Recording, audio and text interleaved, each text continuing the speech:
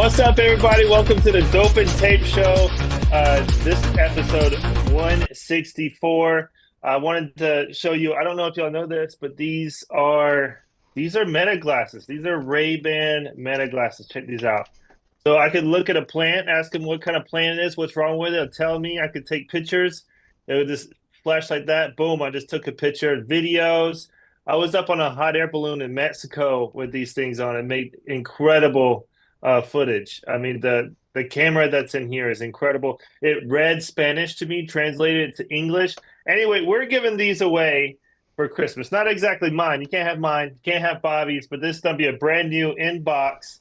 All you have to do, there's a link in our Instagram, so you can go to mine at Retrofit Brian. You can go to Blue Collar Bobby, and then you just like, comment, and then make sure you're following me and Bobby on Instagram, as well as subscribe to YouTube, and boom, you can get these.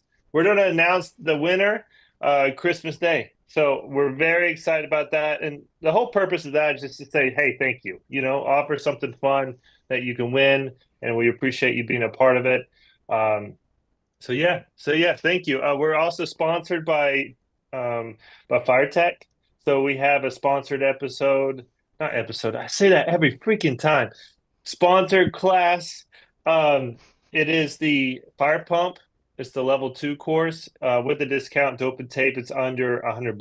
If you need help or want to take the course, just reach out to me and Bobby. We can send you the link as well as the discount code, and boom, you're there. You're learning. It's a great course. And we're here with Jacqueline. Jacqueline's with the. All right, tell me if I got this right. The NFPA Research Foundation.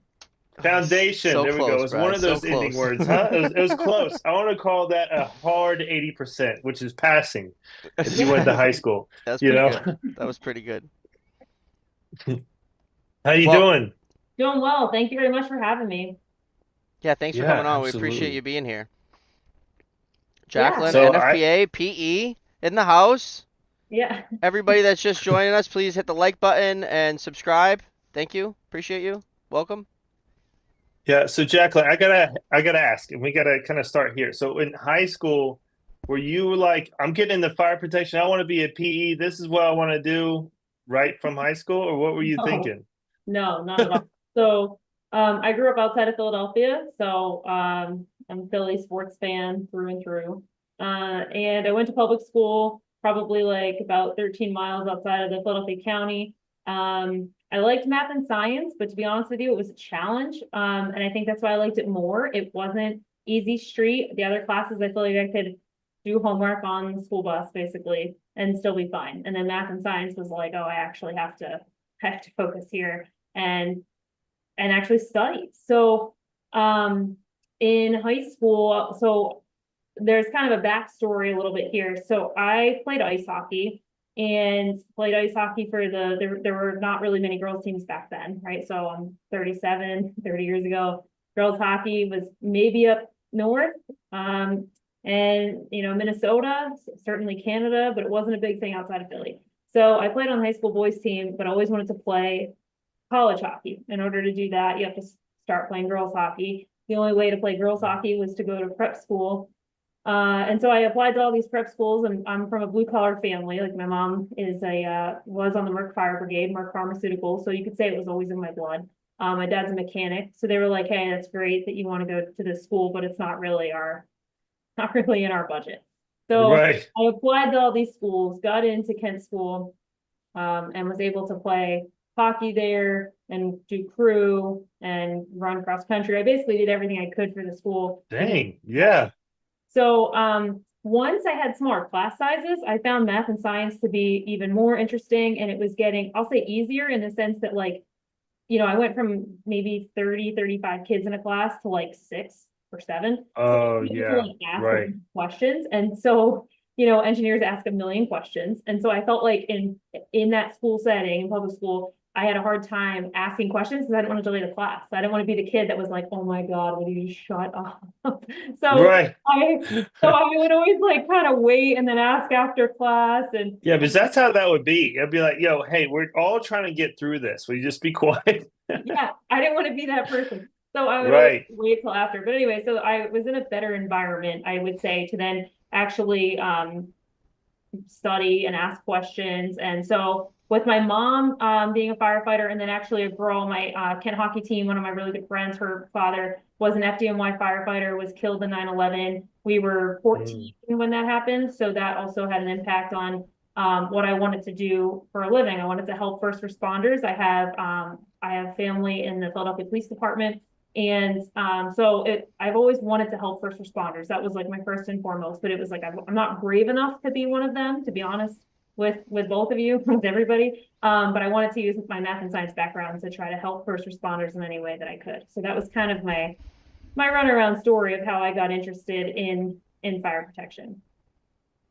Whoa. And then you applied into college and So towards that? yeah, so actually I went to UNH, University of New Hampshire. My dream was to play D1 hockey. That was always I mean, I always maintained my spot on the honor roll, but that was like my dream.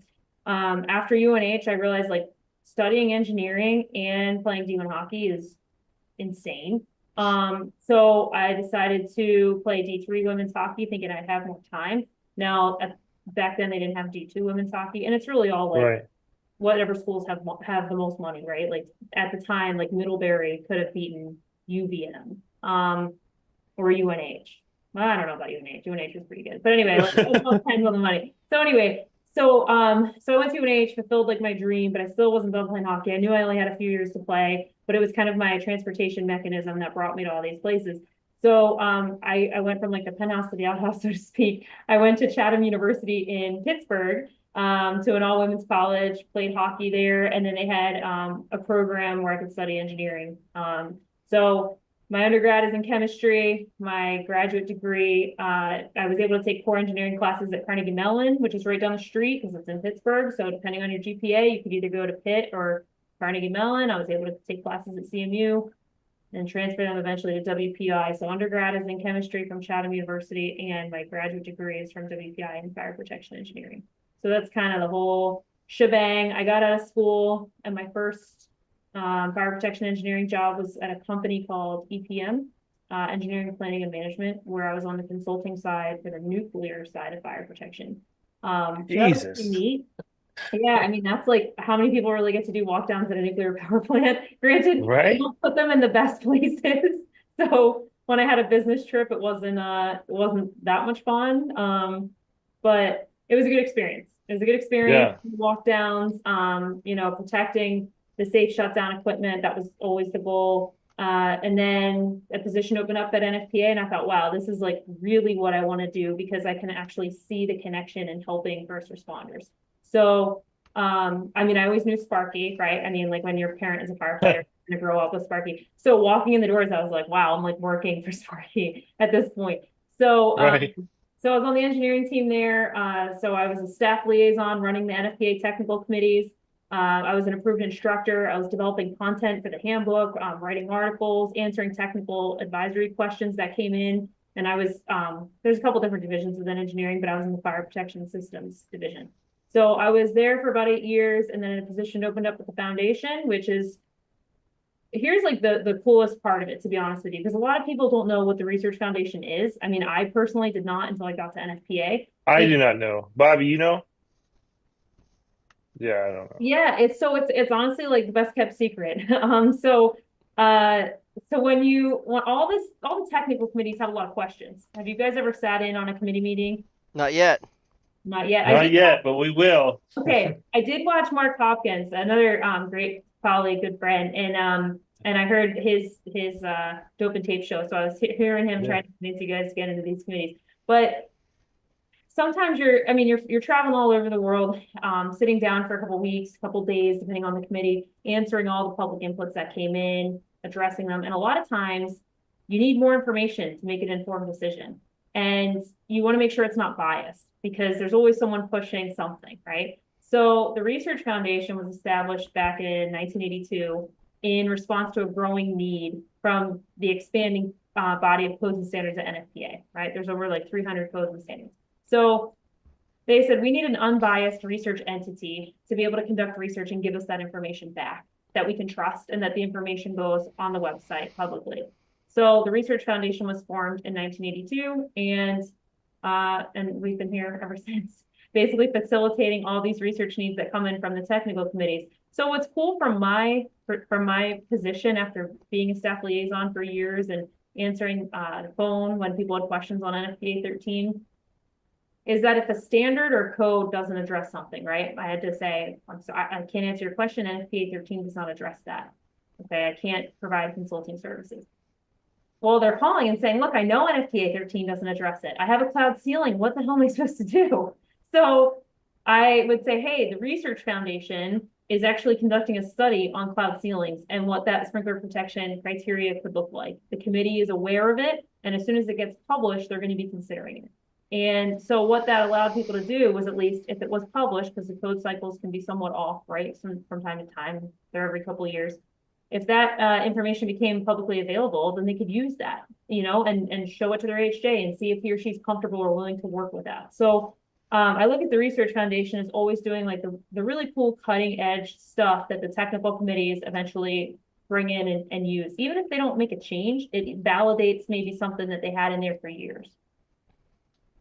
So that's kind of that's honestly the best elevator pitch I can give you on the foundation. That was good. That was good. Yeah, that was really good. Covered a lot. The committees is something that we've been interested in and we are interested in, and I don't know if we're allowed to announce, but you're going to be seeing us. Yeah, You're going to be seeing us. we're gonna get in there. You guys will. I mean, we have to, and then not just us, but I think anybody will have a fit somewhere Yeah.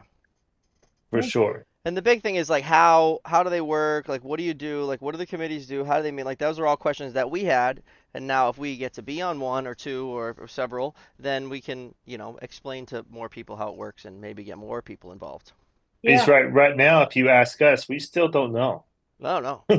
Yeah, I have no idea. We're gonna find out, and then once we find out, we'll let you know. But yeah, please do. I mean, you apply to committees, and some of them are hard to get on. Some are not as hard to get on. Some have waiting lists for a long time, and but they all are balanced, right? So, like honestly, growing up in a firehouse, I kind of heard like you got to watch. Sometimes it's run by manufacturers, and then I got to NFPA, and actually my job was to make sure it wasn't. So there's never more than 33% of any one interest category on those committees. So there's consumers, users, installers, maintainers, insurance, research and testing, manufacturers, special experts. I'm missing two others, but anyway, there's 9 interest categories. And so my job was to make sure that they were never more than 33%. Right. And maybe somebody retired and it's temporarily messed up by a little bit, but like overall, our job is to make sure that it's a balanced group. So that's good. I like that. Yeah, they use Robert's Rules of Order, sometimes Bob's Rules of Order, depending on your chair. Right. So, but it's there to help run the meeting. It's not there to prevent you from speaking up and asking a question. It just helps us run the meetings very efficiently, since there's so many public inputs that come in, and the committee's job is to address them. So respond to them. I still need to watch YouTube videos on how to do that. They have them now. I mean, before we used to do like presentations and I think it was really getting into the weeds. So at least now they have a website a video that kind of shows you the ropes, but it's not as intimidating, I think, as people may think it is. Maybe I feel that way because I did it for almost 10 years, but everyone's trying to do the same thing, right? Everyone's trying to, I mean, yeah, there's an agenda why people are sitting there, but like in the end, people got into fire protection to make the world a safer place. So I think everyone's heart is in the right spot. It's just balancing it all. Right. I see Tommy, Florencio, Pete, Juan. What up, everybody? Thank you for joining. Don't forget to hit the like button, hit the subscribe button. We're giving away Ray-Bans. Brian talked about that in the beginning. Got to make sure you're subscribed. So with the research, what are some of the big things that y'all have done and that maybe you're working on now? Yeah, so we have a couple portfolios. I'll focus on sprinklers because of the podcast that we're on right now. But just to kind of provide an overview, there's building fire protection. So that could be like evacuation modeling and fire barrier walls and exterior cladding and like more passive type stuff, passive fire protection. Then, so that's like one area that we focus on. We also have detection, signaling, and notification. We did a big project recently on smoke detector spacing and high ceilings. So I won't focus too much on that, but essentially there wasn't really much guidance in NFPA 72 in regards to the spacing for smoke detectors above 10 feet, which there's a lot of out there that are higher than 10 feet. So what do you do? Yeah, there are a lot. And so like, yeah, you can use other things. You can use heat detectors, you can use beam detectors, right? But like there's also times where those aren't really the best option. So people were applying, what kept coming up was that people were applying that heat reduction or that reduction table for heat detectors to smoke detectors, and smoke detectors and heat detectors are different. So one's detecting heat, one's detecting smoke. So anyway, so we did this big project that actually made a change in NFPA 72. So that's an example for the detection world. I'll get to sprinklers in a second. We've done a lot with emergency responder and responder safety. So there's a ton going on with research for the gear firefighters are using, the equipment that they have. I mean, that's like, I would say more than half of our funding comes in from federal grants. So the Research Foundation, we're not like a pot of money sitting with all of our research that we do. We facilitate it, we manage it, we communicate what's going on with it. We are not sitting on a pile of money where we're like, okay, let's do this project, this project, this project. So more than half of our funding comes in from federal grants. And then a lot of those grants are dedicated to firefighter research. I'm using that term loosely, but like emergency responder safety. So that's another category where we do a lot of work. And then we get to the sprinkler portfolio and the detection. I already mentioned detection, but I run the suppression and detection portfolios. So a lot of the stuff that we're working on now is pretty neat, like ASRS systems, right? Automatic storage retrieval systems, warehouse, like high challenge storage facilities, and how we provide protection in those spaces. We're doing, I don't want to like steal Victoria's stuff, but Victoria Hutchinson does our energy transition portfolio, which is obviously like, it just keeps growing. So we do a lot with that. There's the hazard assessment. We're doing tests on electric vehicles. We'll be scoping a project for car stackers. So it's anything that really supports the NFPA mission and vision is what we do. So that's kind of how we're connected. So I mentioned technically we're a separate 501c3 organization, and that's just to remain independent so that the research is not biased in any way. Yes, I like that. Yeah. So we will post whatever research we do publicly on our website. So if we get an answer we don't like, it doesn't matter. We follow the science and it goes on our website. So and we tell all the sponsors that. So I mentioned that like we're not sitting on a pile of money. So more than half of our projects are federally funded, right? And then the other half of the projects come in from industry funding. So there might be groups that say, hey, we really think this is the problem. And I can speak to that. I can do it now, but essentially we have research planning groups. So there's a sprinkler research planning group. Doesn't cost anything to be a part of. It's industry experts that get together twice a year, once in person, the other one is virtual. And it's actually right before the NFPA conference and expo on that Sunday. Okay. And I run that group. And so we get together with AFSA, which I know you guys were at this year. And we get together with NFSA, and we talk about the research updates from our end, what we're hearing, what AFSA and NFSA are hearing, and then we kind of open it up to the group and do a prioritization exercise to figure out there's so much we should do, but like if we can only do 2 or 3, what do those look like? So we have a sprinkler planning research group, we have a detection planning research group. Those groups cost nothing to be a part of, but then we have consortia groups for our energy transition, and then we have one for our property insurance research group. Those groups consist of companies that pay a certain amount every year to be a part of, and they use that funding to then support these projects financially. For example, one that just got published that actually Mark was the research contractor for this was identifying challenges to fire service response in high storage facilities, high challenge storage facilities. So we were careful with the wording because it's not just a warehouse. It could be like, Right. you know, I don't want to call out like specific companies, so I can use this one, like Bed Bath and Beyond, right? They're done, but like they used to have like the mercantile space up front, but then like a lot of storage in the back, and now we're starting Right. to see a lot of that come into the marketplace. So NFPA doesn't have any research facilities. That's important to note. So if you ever have a chance to come up, I say it all the time, the most exciting thing that we have is a koi pond. It's all office space, okay? There's no lab. So like sometimes we work with other entities that will provide in-kind contributions like their lab space.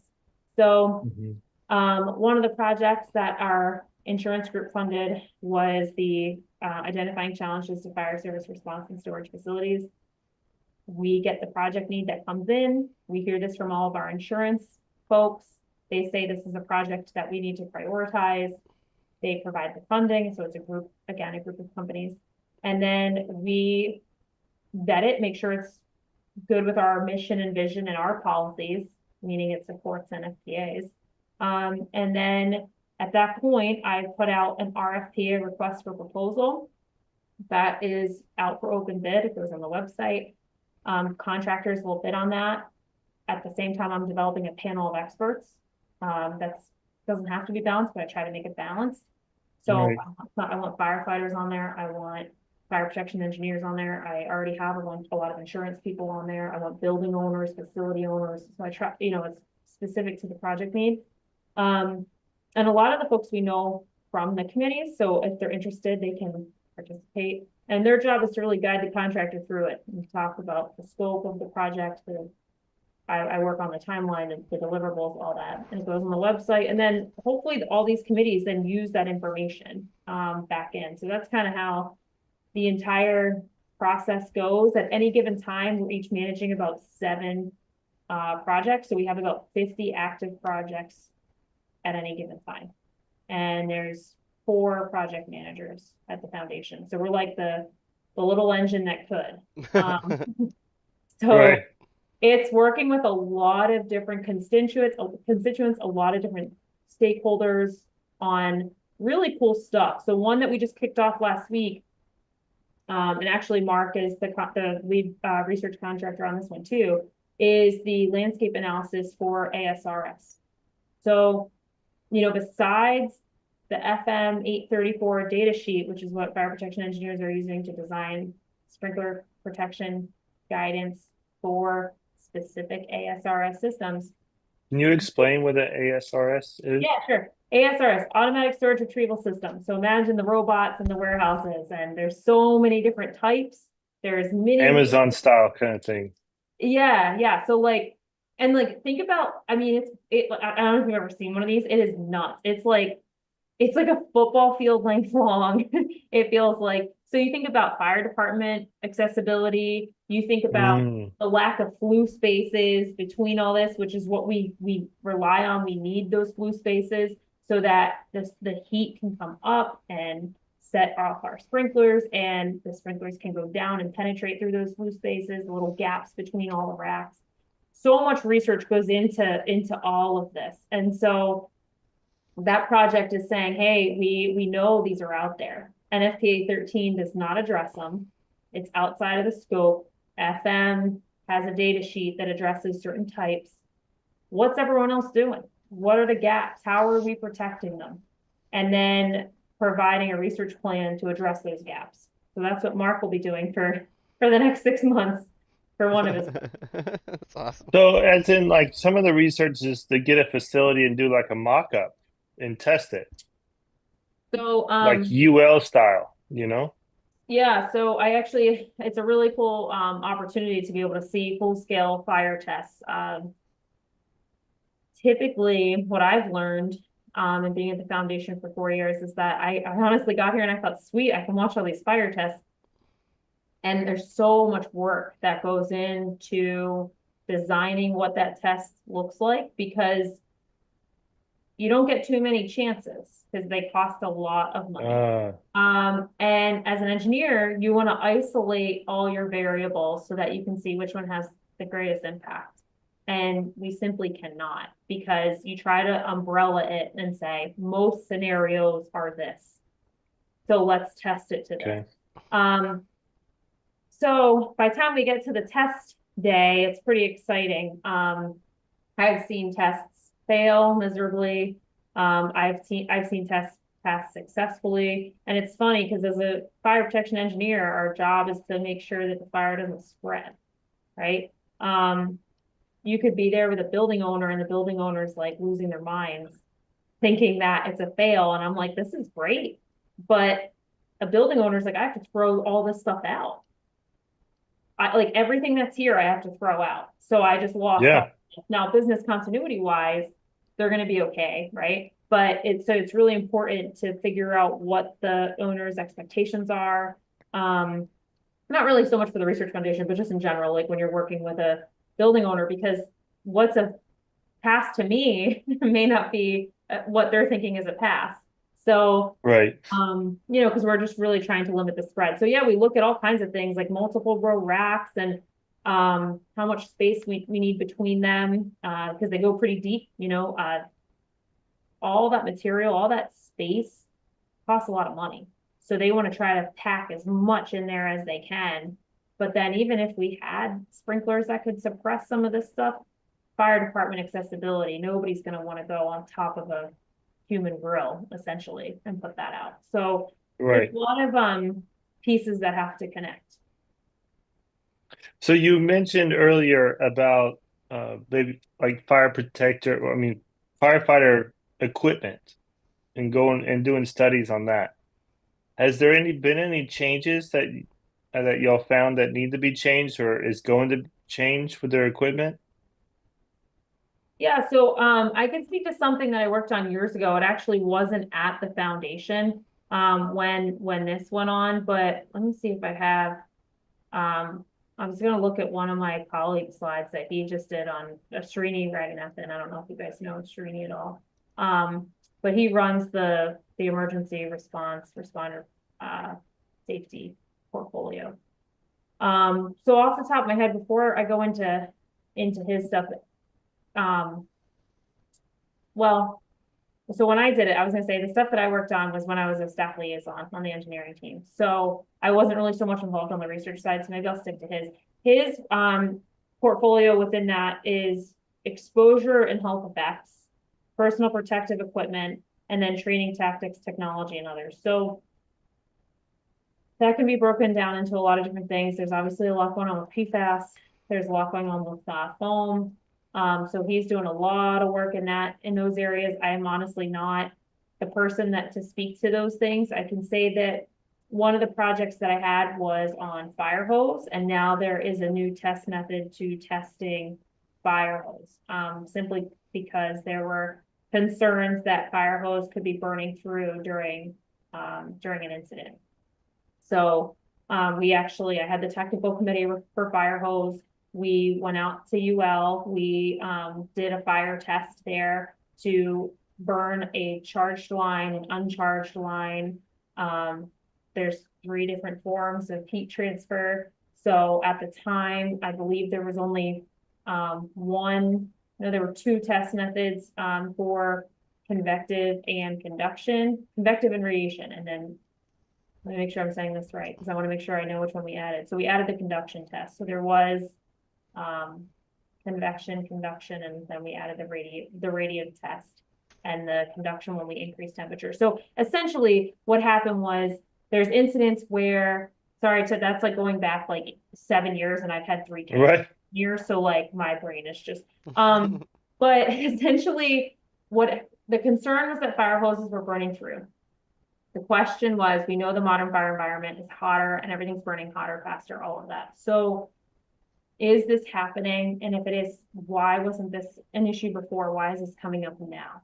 And so we did a lot of, we hosted a lot of workshops with the Research Foundation, actually, with WPI, and worked with the UL standard, which is what the NFPA standard referenced in terms of like what the temperature ratings had to be when you test these hoses. And these are brand new hoses, okay? These are hoses that are being sold by the manufacturers. And Right. hey, if my mom's at the end of that line, okay, I sure as hell want to know that that fire hose is going to work, okay? Because you're going in there and that is their only source of protection. That's their only And source. yeah, they go in there and then they come back out too. Yeah, exactly. And it's also like they use the line to get out, right? So I mean that one was a tough project because sometimes you wonder, like, I ask myself this question all the time. If we make something better, does it really make it better overall, or are we just putting firefighters deeper into the fire? Right? If we make certain equipment so strong that it can go to this radiant heat or this, like, we're all human in the end. So is that just allowing us to go deeper and deeper when we shouldn't be? Mm, that's So a good that's point. something that I wrestle with because we did a lot with fire boots, right? With the boots that they wear. And it's like, okay, you know, first the mask was melting, now it's the boots, now it's the fire hose. It's kind of like playing whack-a-mole. And it makes you ask the What's question, next? what's next? So Right. I'm very like cautious to share some of that stuff just because it's like bigger question, what are we doing? Yeah, how far do So we and want them to actually go in there? We got a comment from Tommy saying that um, he had it happen. He's not convinced that the hose wasn't damaged prior to entering the fire, but the pressure from the rip knocked him on his ass. Absolute walk of shame, bailing out because the line burnt through. Well, yeah, and glad you made it, Tommy. yeah, I'm glad I made it too. It's a little it's so scary, right? Because like firefighters are trained to go in with a charge line. There are times where obviously it's a lot easier to carry in a line that's not charged. But you always go in with a charged line. And so we tested that parameter as well, just to see what the difference would be. Because essentially, we all know, I don't want to like bore people with the three methods of heat transfer, but the way I explain is like if you have if like there's convection, right? You think of like an oven. You have conduction, which is like contact, and then you have radiant heat, think of like the sun. So Okay. um, you need to test to all of those methods of heat transfer to see what's happening. Is it really burning through or not? Because the fire hose is essentially laying, it could be on a threshold, it could be on a railing, and that's direct contact. So we needed to know what that temperature should be that we're testing it to and put it on a heat block. And then the committee had a big conversation of what is failure? Because a failure to someone in the city is going to be different than someone who's out doing wildfire. A pinhole leak versus catastrophic. So there's a lot of information in the back of that. So there's a lot, I mean, there's a lot of research going on about all of the smart firefighting, smart buildings. You know, now like we all have of course I'm not wearing it right now, but like my smartwatch, and it can detect so many things, right? So it's a really cool position in the sense that like you kind of know what's going on before it enters prime time a little bit. I guess a That's good way to good. say it. And it's exciting. It keeps me on my toes because I honestly never know what I'm going to work on. Like when I start like every day, I'm like, all right, I'm probably going to do X, Y, and Z, and then boom, something happens, and it's like didn't get to any of those today. Um, and I mean, because you could have a fire, right? We could have an electric vehicle fire, and it's like, what is NFPA doing for this? What is the Research Foundation doing with this? And then the day is just gone.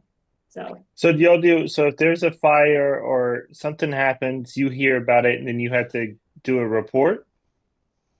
no, we wouldn't do a report, but I mean, people are looking for information, right? People want to know NFPA, the National Fire Protection Association, this incident happened, you know, do you have to say anything about this? What information do you have to share with the public? What, all that kind of stuff. So, I mean, we have a whole communications team, but we're always looking to see what content we have that we can share and provide in a way that's not necessarily going through like a 200-page report, right? So that's my biggest thing is like, and when I was an instructor, you got to know your audience. And if I'm speaking with all AHJs, if I'm speaking with insurance people, engineers, like it's important to know who the audience is and if it's the general public, so that you can get as clear as a message out as possible on Yeah, all this.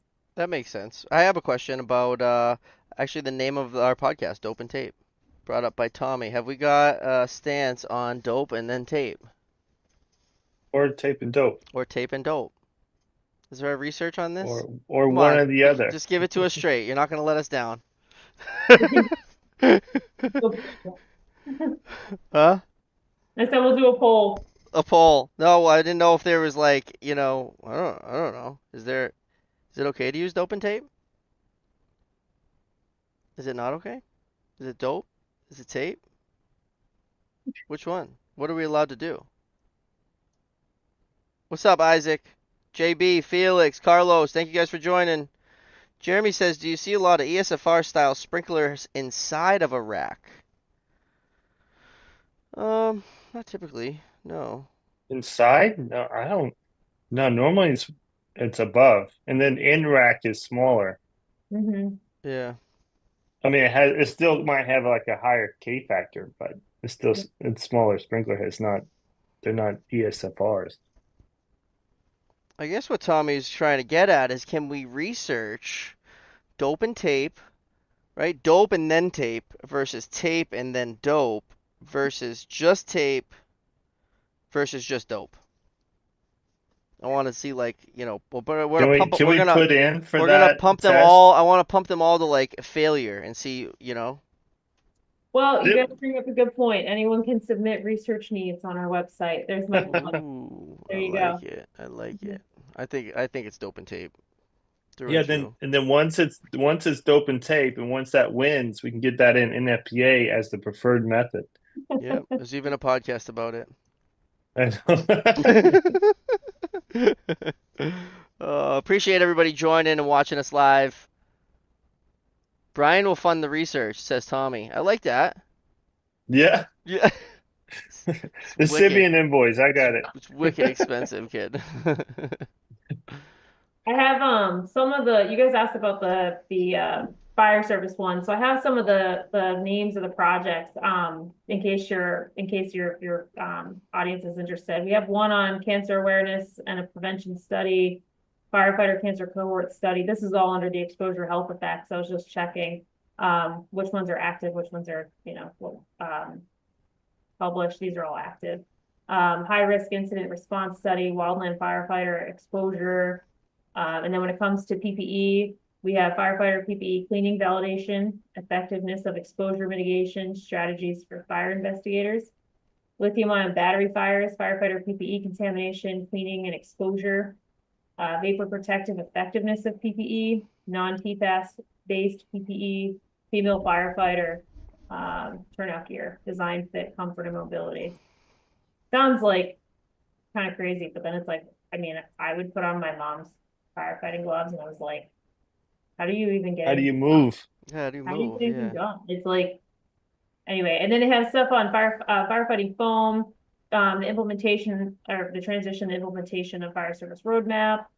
I'm trying to think of some of the other ones. Oh, role of training on volunteer firefighter recruitment and retention. That one's like, I mean, they're all close, but to me, just coming from that background, but I think it's tough because there's not as many volunteer firefighters anymore. And I think like just our social dynamics have totally changed, right? Like my grandfathers went to the firehouse in Roarsford, PA, and they went there because it was like the social club. They were firefighters, but like they were driving the trucks at 16. Like, Yeah. and now it's just like Right. it's like both people working, you're taking kids to sports, you don't have the same I'll say time. You don't have the same time to commit to, people were in the same town, working in the same town. Nobody, at least in my family, nobody was traveling all over the world for meetings. I can tell you that. So, Right. it's a different time. Anyway, so those are For some of sure. the EV tactics. That's an interesting one, right? Because like, Oh, that's a hot topic. yeah, and it's interesting because when I was at I was doing a presentation for the sprinkler contractors in New York, actually on 9/11, and went to the firehouse where my friend Alex, where her father was a firefighter. And it was interesting because he's like, "What can you tell me to do?" And I was like, killed me because we don't really have a good answer, right? Some let it burn. Some will just basically just pour a ton of water on it for days. Just keep But then spraying it. you gotta worry about the runoff. And FDNY can't do that. They have such a high dense population. They're like, yeah, we can't, that's not an option for us. So it's tricky. It's very Yeah, tricky. they can't. You can't in New Cat York. You litter. can't just let it burn, and you can't just keep soaking it. Right. No. I'm pretty sure I've Uh-uh. seen videos of Teslas underwater, Yeah. Still burning. still on fire, Once completely they hit thermal submerged. runaway. Yep. That's So, crazy. yeah, I mean, Victoria was doing a whole thing on the transportation, right? For I mean, you think about all these batteries that are on in containers, right? And we've Mm. seen a few of those incidents already. And it's like, is the solution really just pushing it off into the ocean? Is that? But I mean, you're saving the lives at sea, right? Because you only have like 7 people that are on those ships to put out the fire, and they don't have all the best gear and training and all that other Yeah. stuff. Like at that And point, you're trying to yeah. prevent the spread to everything else. So they So just And thermal runaway is dump the whole so container. aggressive. It's extremely aggressive. yeah. And they got Yeah, like city buses now with batteries, and everything's going batteries. I mean, what? everything. And then there's a push for, and like I'm all about energy efficiency. I'm not trying to like, push that away or push it down. But we got to figure it out, right? You can't just like change one thing. It's like a Rubik's Cube. You can't change one side and then just think the rest of it is okay. So, Right. there's got to be communication. There's got to be collaboration on this stuff. Yeah, it's very tricky. So, but I think like I was going to mention that one of the research needs that came in recently, I think last week, was talking about like you think about all the solar panels on roofs, right? First of all, that's a whole other thing for first responders. But if I think one of the states is requiring them either for single family homes or for condos, and having energy storage in people's garages, like what is that hazard classification? Hmm. So like Mm. there's a That's something lot I haven't even thought of. there's a lot of moving parts here, and they're unfortunately they're happening before we can even get to them. Um, so, but I mean, that's kind of, it's frustrating, but that's kind of how it's always been. And fire protection is very reactionary, right? There's a problem. Sadly, they usually take someone getting killed or an injury, and then everyone reacts to it. Right. So it's a shame. We try to prevent that, right? I don't want to see anybody get hurt or get killed. Definitely not. You try to do everything you can, but But we can't really prevent it till we know about it. right. So till it happens. But yeah, there are people. I think Tesla even sells a battery for the home now, where you can like put this battery in your house and your solar panels charge it, and it will. Imagine that thing. Yeah. See, bye to your house. That thing goes up. So while we're on this, on a smaller scale, something that me and Bobby use religiously, probably on a daily basis, especially when we travel, are the portable battery banks. What have you seen on that? I believe UL FSRI, so UL's firefighter, their research lab does a lot with that. So we also work with these groups because we don't want to duplicate efforts, right? I think we're all trying to like solve a lot of problems. So we don't want to duplicate it. So they have taken on, I believe, all the smaller lithium ion with like all the This has got 40,000, whatever the number is. This baby will charge a bunch of phones, huh? Yeah, I got the same one. Mine's charging now. I used it today. yeah. 100%. But I mean, it's a lithium battery. That's it. Yeah, So also, we do a lot with like the lithium battery with the hazard classification and that stuff. I thought you were gonna go down the route of like the e-bikes and all that, because like that's what they're doing. They're doing a lot of the stuff on the e-bikes. Um, that's a problem. Yeah, 'cause yeah, you That's bring a it into your issue. house. You bring A it into lot the of house, and colleges have them. Yeah, they said that you're not allowed to have them in your room and stuff because of fires, and then it happens. And then yeah, like a big one that are vapes. Vapes will malfunction or whatever happens, and then they'll catch on fire. And then the fire department brings in a box, puts it in the box, and lets it do its thing. But that's a problem. They'll yeah, charge us vapes, and they don't have the off. Like an iPhone will stop charging. It'll turn itself off, but the vape will just keep on going until it reaches thermal runaway. yeah, yeah. I mean, the problems aren't going to stop, right? So it's like we just bite off little pieces, and sometimes it can feel overwhelming. You do a workshop and it feels like the more research you do, the more you realize there's just more problems that we didn't even know were out there. So you just have to take it in small bites. That's all you can do. Right. So what does a day-to-day look like in your life? So you get to office, I guess, at like 8 a.m. and then what? What happens? You read a report of like what happened, and I mean, No, what's going on no, in Gotham City? Like, no, I don't read a report. So, or I'll be honest with you. So when I was answering advisory service questions, right? People call in, hey, I have a question. It could be anything from like, does NFPA have a book on sprinklers or like, or like the most intense like sprinkler question. So why I share that is because when I was trying to figure out like, what does the Research Foundation do? I'm like, I don't really have time to go through this 200-page report. Like, does this have the answer I'm looking for or not? And they have these awesome one-page summaries. I say they, but now I'm a part of it. They have these one-page summaries that say like, here's the problem, here's the outcome, and here were the like tasks that they did, right? Because if they only tested certain sprinklers, like I would want to know that. I'm not just gonna take this and like go around the world with it, right? If it's only for a certain. right. So it provides like, I'd say like the bare minimum information that you need to know.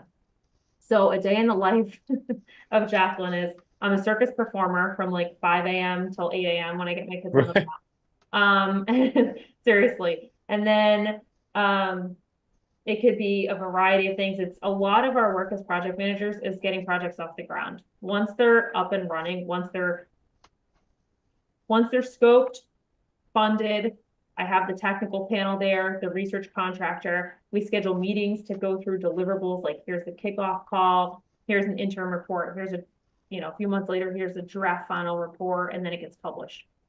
So once they're up and running, I don't want to say they're on autopilot because that's not quite true, but they're up and running. A lot of my work goes into vetting what research we need to be doing next. Where is the next need? Because there's only 4 of us. So we're not like looking for for research. Ideas come in all the time, and then we try to prioritize them based on the population size that it's impacting, the technical committee that could maybe make a change in that time frame. If it's going to take full scale testing and the committee is going in next cycle, we're probably not going to have the information by then. So there's Okay. a couple different things we look at to see which project is going to take priority. And then go from there. And it's never really like me cold calling saying like, hey, do you want to sponsor this? Like we really have a good finger on the pulse as to who is interested in sponsoring what. And it's a matter of getting that project into a project summary. What is the problem? Like provide some background, because some of the people that are maybe the ones that are sponsoring the projects may not know fire protection very well. Like, if they're trying to get sign off to sponsor a project and it has to go up to some business lead, right?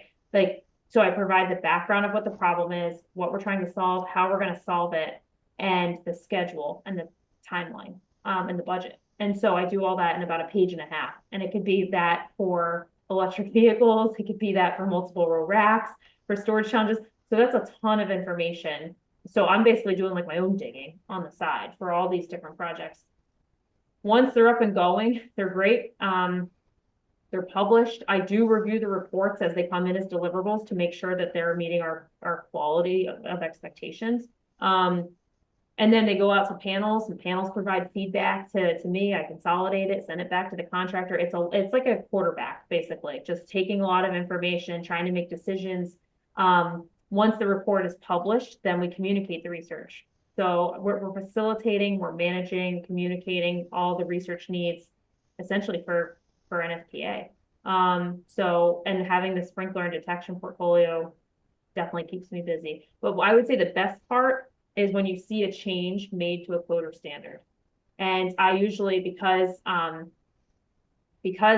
am NFPA staff, I can like go into the system and see what the committee was thinking before it even Oh no, that's very cool. and that is awesome. Like I know of something now and it's just like, wow, like that I did that maybe 3 or 4 years ago and now it's going to make a change. And the biggest one actually that I'll mention at AFSA that you guys would probably like, is we did a big one on obstructions and ESFR sprinklers. So we know ESFR sprinklers are heavy hitters, right? We cannot have anything near those deflectors because we need those bad boys to like fully develop and penetrate through that gas layer, right? That's coming up. Right, right. So obstructions and ESFRs do not belong like in the same line, in the same sentence. So Right, no. all these restrictive rules in NFPA 13, were they too restrictive? Were they not restrictive enough? We didn't really know. So we did a 6-year project, right? And a literature review, like to you, me, most people, boring. Like, okay, what kind of ESFR sprinklers are out there? What could obstructions be? Are they continuous? Are they ceiling fans? Are they this, are they that? Like you name it. Then you go into, okay, how do we test the pattern? How do we do a cold test? Make sure that like when it actually goes off, what does that spray pattern look like, right? How Right. close can it be? So in the end, after multiple phases of full-scale testing, 13 made a change in chapter 14 of the 2022 edition that made it a lot less restrictive. So now you can have obstructions closer to that sprinkler head than we were doing before.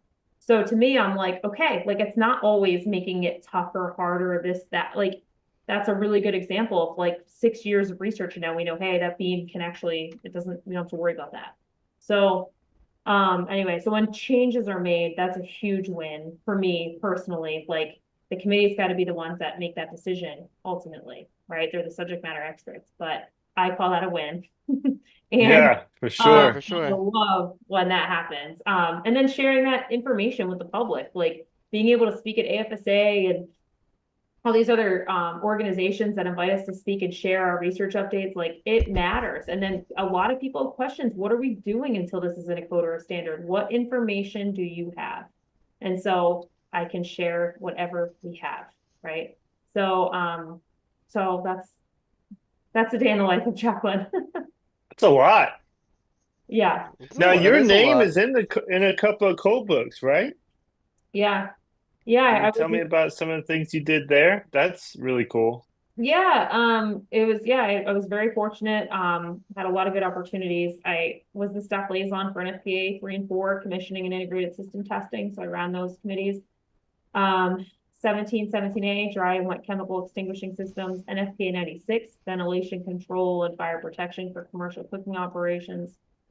Trying to think what else I had, 750, fire hose, 1961, I don't know. There's like a plethora of them down there. And the fire protection handbook, which was pretty cool. Um, Yeah, yeah, that's cool. so That is yeah, really cool. it's quite a like a, I don't want to say a long road. Like I'm very happy with like it couldn't be going better, in a way because like I became a fire protection engineer to help first responders, right? I had no idea that I'd be working at NFPA. I had no idea the changes that the hard work we You'll do. be helping the world. Yeah, maybe, right? I mean, I teach my kids the two exits, and I mean, my kids will never pull a sound speaker for a sprinkler. Okay, I can tell you that right now. So they have like, oh, they're all over there, but I have like a sprinkler farm behind me, right? And so yeah, I mean, I like what we do. We did a workshop on K through 12, the security through K through 12 spaces, and I mean, talk about integrated system testing and making sure security systems are talking to detection systems, talking to notification systems. Like that handshake has to be met at that interface. So, um, yeah, it's a really cool experience to be able to do that stuff. Yeah. It's not me. I'm like the one behind the scenes, like getting the group together to make it. Right, right. You got any So special I have a sprinklers right there? Yeah, I mean, What's your most special sprinkler? A yeah, big so one. I they're see a big all, one. I'm like tied up here, my phone charger. Um, let's see. So some of these are from some colleagues, and some are from the fire department, where my mom was. So, I never actually had anybody ask. This is like a dream come true. Yeah, let's see them. What they, I might add one to that collection. I got some uprates from Boston Fire Department headquarters. Yeah, I might like so to send you one. I mean, like I just like teaching my kids about all like sorry, now you're only like seeing the top of my head. Anyway, I like showing my kids like the thermal elements and what they all mean, the different orifice sizes, and uh this is a little guy here. I don't know if you guys can see this one. Yeah, that's awesome. That's good that they're learning. I Okay. do the same thing with What is my that, kids. Rasco? I bring some sprinkler heads in, let them play with them. Get familiar, kids. Yeah, no, it's Tycho. How are you Oh, asking? yeah. I was Um, just, Good yeah, so try. Good try, Brian. close. It's worth a it's shot. but it is important. Bobby, when you and I were talking on the phone, it was like, we have a women's STEM group at NFPA, and there's not many women well, more women in fire protection engineering than like many other engineering disciplines. But um it's it's really important to get the next generation in, like not just girls. Like I have a son, I have a husband, right? Like he's an engineer too, but like I it's just really important to get them into anything, right? And not necessarily like they don't need to be engineers. Like my son could be like farmer. I don't care. I just want to be happy, right? But like get their brains thinking how systems work, how we set up the hockey rink, so now they're like, we're telling them about the pump and how often we can run it and how to make the Zamboni. And it's like, just get their heads spinning a little bit. Right. Are you guys on a well up in New Hampshire? Yeah. Yeah, so you Yep. can't just run it. It will just you'll just run it dry, I assume. No, no, it's gonna take a long time. It's like 3.5 gallons a minute. Yeah. Yeah, Oh, you don't want to and just let it run, then the well will be no, and nothing left. it's like 9,000 gallons. It's like, Woo! yeah. Yeah, that's a lot of So, water. but like we get the kids involved, like how can you make a Zamboni, and like I don't have hot water out of the spigot out back. So like I wish I did. It would make my rink a lot better. But Yeah. Well, we anyway, could do that. oh That's an easy thing we could add. yeah. Yeah. So anyway, it's just good to get their brains thinking. So we do a lot with like Girl Scouts and career fairs and this and that, right? And like I think Mhm. there's gonna be a big push to go back to the trades. So I have a lot of respect for all the work that you guys do because again, like I see my dad and he's not at the shop turning wrenches, he's not making money. So I think that there's with the cost of college, I don't even know if it makes sense anymore, frankly. Yeah, I was looking at Georgia Tech. Of course, that's a major college, but I was looking at one of the courses there, and it was 80,000 a year. Yeah, Wild. it's Could you Google it? What do you mean Google it? I don't know. What kind of question do you got? That you got to No, spend it was 80 it was a grand? it was a Just Google it. course. It was a I know. course. Yeah, right. I'm being silly, kid. yeah, Well, I mean, you cannot Google theories, essentially. Like if you have a theory on something, you're trying to figure this out, you can't really Google that. I don't want a theory. I want the answer, kid. How does, what Yeah. does, But what if where the is? answer hasn't been created yet? You right? Like Jacqueline's doing. Yeah, then I call The Jacqueline. answer doesn't exist. She's trying to find that answer. You can't Google that. Yeah, I got a phone. I could call though. Be like, yo, what up? Yo, what up? It's You can call, Bobby. hey, I got a yeah, question. it hasn't been tested yet. That's what call Jacqueline. What are you doing calling me? Oh, it's awesome. Half the time I'm just trying to figure out what energy drink flavor I want in the morning to crush the day.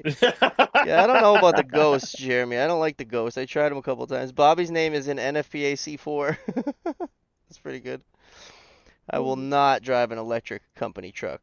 Oh, actually, company truck. I got sweatshirts to give away. Who wants a sweatshirt? Brian, ask them a question. Oh, Jesus. All right. Jacqueline, you asked a question, an easy question. I wasn't ready for this. Oh, I What's the just, easy question you think they might know? I mean, you could just, it's really just who types it that, give them an answer that they're gonna know, and Whoever types it first, yeah. whoever's got the fastest fingers.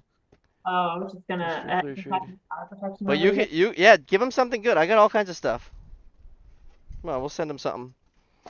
Does it have to be fire protection related? That's my question. Oh no, no. Yeah, yeah. Whatever you want. I usually make them try to type my name. All right. All right, this is pretty easy. Okay. Don't Are answer, they Brian. gonna win the Super Bowl?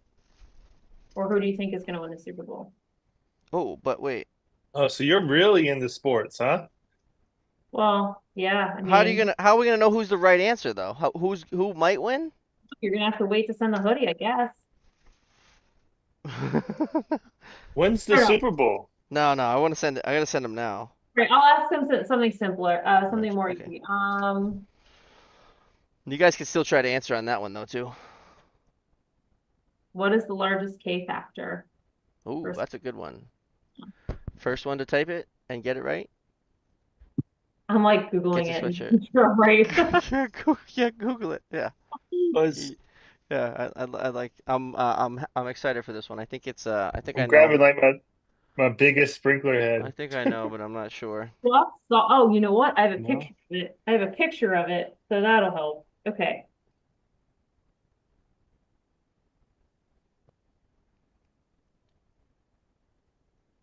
Yeah, I What's think that I'm key gonna get some factor? Eagle fans on here. What's your demographic for your audience? Like, do you guys have like a breakdown of the different states? Globally, actually. Oh, global. Um, Yeah. there's like I there was had a like 20 meeting there was like 20 people in here at one with point. Now there's five, but well, I had a meeting with Kevon, who's he's over in Jamaica, and we got on Zoom, and he was like, "Oh, I watched the Dope and Tape show." So That's cool. Well, now you only have five, so now it's like you could like give everybody a hoodie. I could. Thank you for sticking around. That's what you get for sticking around. I'm Googling it now too. Because it's not, they're saying numbers higher than I thought. what numbers are they What saying? number was saying? 29, 34, and 28, Oh, okay. and You found where I was at. So now I just gotta find a picture of this bad boy. 28, 34. There's a couple 34s from You know they're googling it too. They're googling the hell out of it. Yeah, they that. absolutely are. That's fine. There are announcements as large. I see. I don't know. This is from 2023 though. I Hmm. think this one's a K34. Is it 33.6 though? 34. Because that's what I Hey, see. 30. Now as large as 33.6. Yeah, 33.6, like five. So 34 is wrong. I'm just kidding. So that's like a giant ESFR, huh? It's do you want to see a picture of it? That might be easier. Check this out. Oh, I don't Yeah. know. Oh shit. But like look at my hand. Wow. Like Yeah, Yeah, it's massive. that is crazy. I really wanted to have that in my sprinkler farm, but I didn't Google it, Brian. So Jeremy was the first guess with 29, but Joe was the first 34. hmm. And we also got Big Country with 34. And then Isaac, once Isaac seen the answer, he also typed 34. No, I'm just kidding, Yeah. Isaac. I allegedly brought this back from AFSA. Um, And the and kid, TSH stopped me for this. I'm surprised they didn't take it, dude. They always are robbing me, those guys. They got nothing better to do. Like um they were like, "What is this?" I was like, "It's a sprinkler head, bro. Saves lives." Yeah. I don't know. Oh, I'm gonna take it, and scrap it. That's what they do. That's what they do with I don't know. That's what they do with my last pair of Knipex. But he's like, ooh, he's like, wow, these look good. These are actually 6 inches and 1/8. You can't bring them on the plane. I'm like, what are you talking about? He took them. Yeah, he was like, "These are mine. You're relinquishing, You right? can't bring Relinquish." tools longer than 6 inches on a plane as a carry-on, and they were like 6 inches on the money. But he took them. did you guys always go to AFSA? Yes. Well, since we started, Okay. Yeah. We've been. Gotcha. Oh, like I feel we're like two times, yeah, last year was Orlando, right? And then this year right? Denver. Um were you guys there through Saturday? Um, This year we did the whole thing. yeah, the whole thing. Then I definitely NFPA, NFPA and AFSA. What happened Saturday? We could tell you. they had the Ask the Experts panel in the morning. Yeah. Yeah, I saw that. I think we were flying in that day and missed it in the morning. No, that was the last day. That was the last day of the conference. Okay, ask the experts. I remember walking by and looking in, but I didn't go in. I should have went in. You should have. You should have. Yeah, It was a good group. It was they had a lot of people up there. Yeah, it was a good group. I had my kids fly out because I wasn't going to see them. It was like I had like a 5 week business trip. So I was going from there that Saturday to Germany. Um, anyway, so my mom was able to bring me, my little Oh, ones. oh, And, that's cool. That's good. they You'll be able love to see going to them. the expo. They've never been to anything like that. Like, they're usually in school. They're the older two came out, so the 5 and 7 year old, they loved the expo. They said it was like Halloween because like when you think about it, Yeah, like so I definitely seen you because there was only like a couple people with children, oh yeah, well then you saw my and I kids. was like, I had FOMO. I was so jealous. I'm like, yeah, I want to bring my kids. I need to bring my kids. I'm bringing my boy. Yeah. I mean, even Dope and Tape is gonna write him a scholarship. The scholarship's gonna come from his father, but a scholarship that way he can get excused from school. But he's coming. Cool. Yeah, I mean, it was funny because I mean, I felt that I was working, but like I could see them in the morning and the evening. And the last day, we were racing down. They had two different water slides at the Gaylord. It was like that massive resort, right? Yeah. So all week they were like, "When are you gonna go down the water slide? When are you gonna go?" So that was like their big highlight. So they're like, "Why do you have to work? I thought you were here to like play." And then they think like every day at work is like that. I'm like, no. No, yeah, yeah. Anyway, but I mean, it was really cool to see them go around the expo because like when we go around, right? It's cool to talk to people, but you always try to see like what people have at the different tables and stuff. And I think the coolest thing I ever got was like a mug that when you poured the coffee in it or whatever hot liquid, it actually made it look like a sprinkler was like going off somehow. No Oh, that is way. cool. What I mug is need that. that? I Yeah, need that in my life. Send us I'll the have link. yes, okay, so I'll like find it and see who had it. It might have been like home fire sprinkler. Okay. What? Anyway, it's like such a cool and it's dishwasher safe, which is like Oh, I need that. yes, I need Yo, it. that's Joe and Big Send it. Country, what size? Joe and Big Country, what size? DM me your address. um I love coffee. yeah, Love it. I need it. So anyway, so I need it too. that was the cool thing. But the kids were like, look at all this stuff we got, right? And I was like, oh my God, this is like a nightmare. Like their Yeah. bags. And you gotta pack it full. You gotta pack it all back, right? Yeah. Yeah. Oh man, it's like you're stuffing cups and cups, and you just got I'm all. always looking at the stuff at that last day before I fly home. And Bobby, I think last time he was like, "What are you doing?" I was like, "I figure out what stays and what goes. You What's know, this? what's making the cut." Like how many cups can we get? I got a cup with everybody's name on it. Getting anymore because like I mean that's a good gift though, right? That's like a pretty solid gift. So It like I is. don't It's a very yeah. good gift. Like you can't turn it down, but I'm like, man, Yeah, no, I like got a lot of Lubazol cups. gave us a giant Yeti, which is sweet. Blaze Master, Yeah. kid, Blaze Master. Ooh, did you Blaze guys Master. What does it say? socks? Blaze Master or Lubazol? It says Blaze Master. What do you mean? It's Blaze Okay, Master's Blaze 40th. Master. Are you out of your mind? Did you The guys get the socks from NFPA at the CNE? No, No. socks? I don't think. I got socks at our first Did we year. get socks? Hold on. At AFSA, I actually because I did booth duty for like an hour and and I had to hand out, I didn't know this, but but they all the socks that we had to hand out for NFPA link, they're individually wrapped. Yes. So You gave everybody one sock. Yeah, so was that how long ago? That was 2 years ago? no, that was well AFSA this year, and then I think the previous year at NFPA they did it, and the idea was that you got one sock from the standards like booth, and then you had to go over and like do a like a chip and putt thing. Yeah, nobody told me, so I ended up home. I ripped that baby open. I just got one. I Yeah, just got one sock. well, One so sock. you might be able to I get need you another one. I So need another one. well, because I didn't know. So when Kyle Spencer, who was with Link, he was like, "Are you handing out one sock?" And I was like, "Why are these individually wrapped?" You just giving everybody one? Yeah, I was one of those. Oh yeah, thank you for the sock. Exactly. Thank you for the sock. You pin it to your board, your cork board. No, I want to wear them, kid. One time a year when I put on a suit, I'm gonna wear my NFPA socks. Are you Oh, guys that's funny. members? You NFPA members? What is it? Are we? Yeah.